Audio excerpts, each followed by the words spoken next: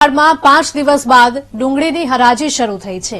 વેપારીઓ અને ખેડૂતો સંમત થયા બાદ હરાજી શરૂ કરવામાં આવી છે। માર્કેટયાર્ડમાં ડુંગળીની 25,000 ગુણીની આવક નોંધાઈ છે। તો હરાજી દરમિયાન ડુંગળીના 300 થી 425 રૂપિયાના ભાવ બોલાયા છે। ડુંગળીની નિકાસબંધી તેમજ વજન કપાતના પરિપત્ર બાદ ખેડૂતો અને વેપારીઓએ નોંધાવ્યો હતો વિરોધ।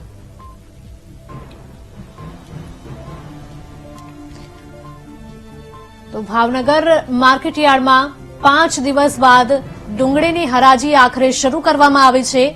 વેપારીઓ અને ખેડૂતો સંમત થયા બાદ હરાજી શરૂ કરવામાં આવી છે।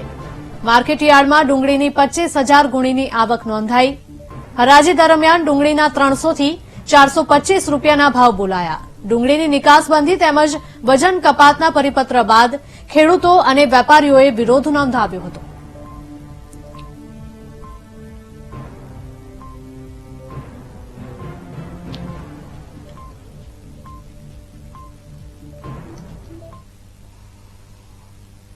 બનાસકાંઠા જિલ્લામાં ગેસ રિફિલ